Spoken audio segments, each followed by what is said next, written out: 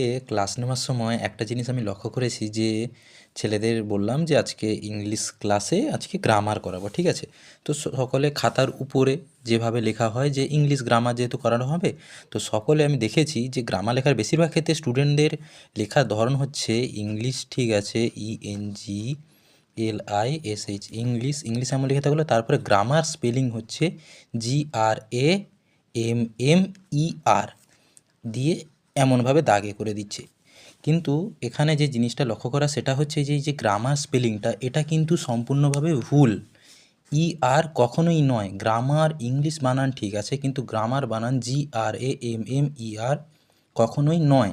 আসল স্পেলিং হচ্ছে যেটা, যে গ্রামার স্পেলিংটা হচ্ছে GRAMMER, গ্রামার। এই যে স্পেলিংটা হচ্ছে correct spelling, GRAMMER, grammar. GRAMMER কখনোই নয়।